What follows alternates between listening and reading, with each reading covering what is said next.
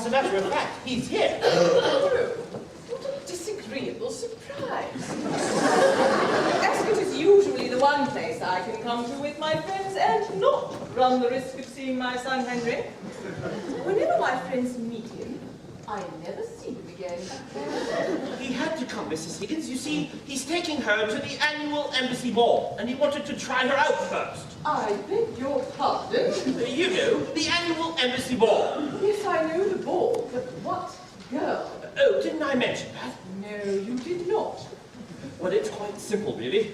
One night, I went to Covent Garden to hear one of my favorite operas, and as I was coming out, I want to see Aida, and incidentally, they didn't do Aida that night. No, they did Gotterdammerung. I'd never heard Gotterdammerung. By George, what a rackety one. Now, with this parent chap. What about the girl? Oh, yes. As I was coming out, I met your son Henry, who in turn met Miss Doolittle, who now lives with Henry. Lives with Henry? Is it a love affair? Heavens, no. She's a flower girl. He picked her up off the curbstone. A flower girl? Yes. Higgins said, Pickering, you see this girl? In 6 months, I could make a duchess of her. Nonsense, I said. He came back with, yes, I can. All right, I said, I'll make a bet with you, you can. And I did, and he is. The horses are leaving the paddock, Mrs. Higgins. Excuse me, Mrs. Higgins, I must fetch her. But, Colonel, am I to understand that my son Henry is bringing a flower girl to Ascott? Yes, Mrs. Higgins, that's it. That's it, precisely. Jolly good, Mrs. Higgins, jolly good. Oh, Charles, you'd better stay close to the car. I may be leaving abruptly.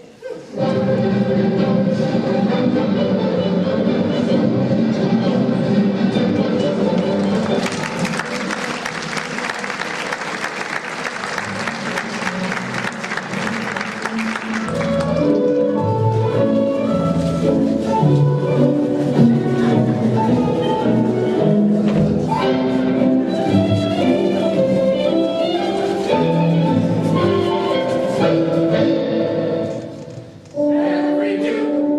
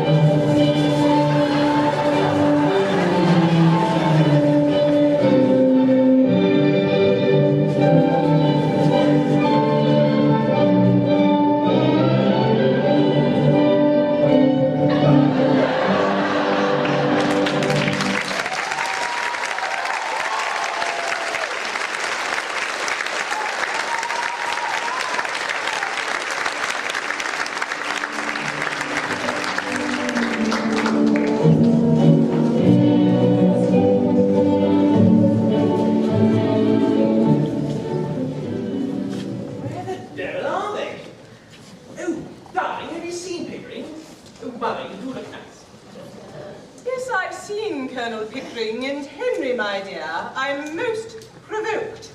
I've heard you've brought a common flower girl from Covent Garden to my box. Darling, she'll be all right. I've taught her to speak properly, and she has strict orders as to her behavior. She's to keep to two subjects, the weather and everybody's health. Sort of fine day and how do you do, and not to let herself go and things in general. Help her along, darling. She'll be quite safe. Safe? To talk about our health in the middle of a race? Well, she's got to talk about something. Look at you. You're not even dressed for Ascott. I changed my shirt. Where is she now? Being pinned.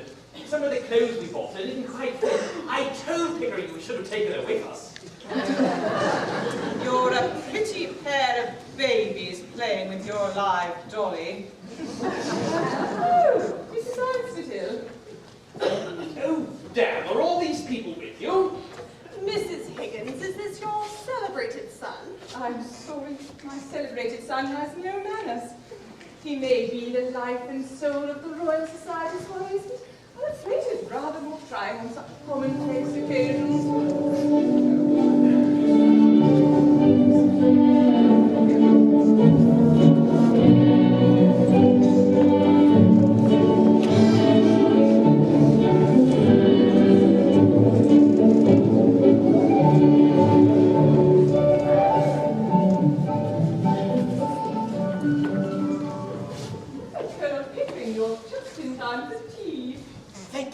Mrs. Higgins, may I introduce Miss Eliza Doolittle? Oh, my dear Miss Doolittle.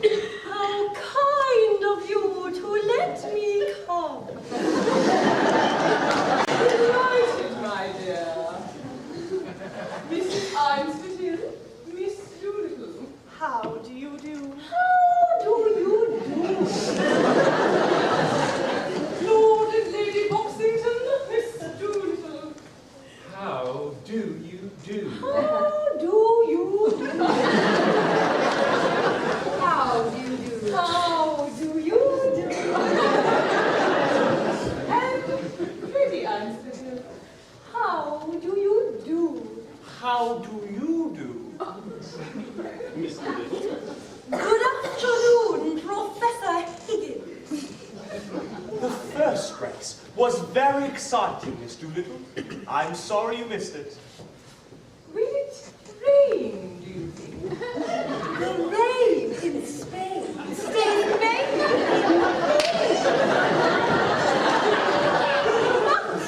In Hartford, Hereford, and Hampshire, hurricanes hardly ever happen. Oh, awfully funny! What is wrong with that young man? I bet I got it right. Smashing.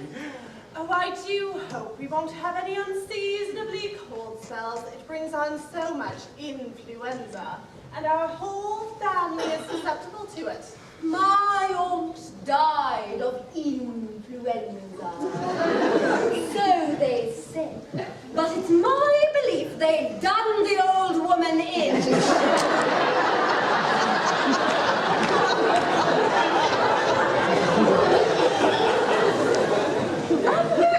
Yes, Lord love you. Why should she die of influenza when she come through diphtheria right in the thing? Very blue with it she was. They all thought she was dead, but my father kept nailing gin down. She came to so sudden she bit the bowl off the spoon. Now what cause would a woman with that strength in her have to die of influenza?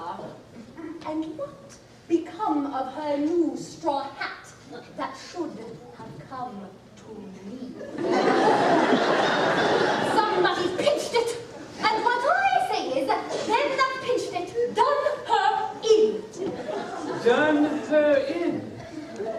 Done her in, did you say? Oh, yes, that's the new small talk. To do a person in means to kill them.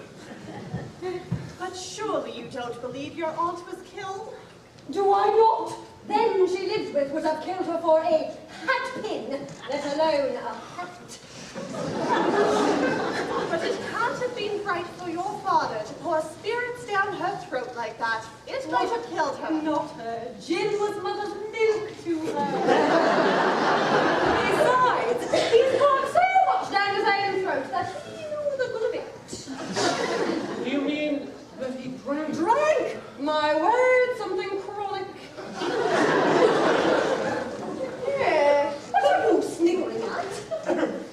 The new small talk. You do it so awfully well. If I was doing it proper, what was you laughing at? Have I said anything I oughtn't? Oh, no.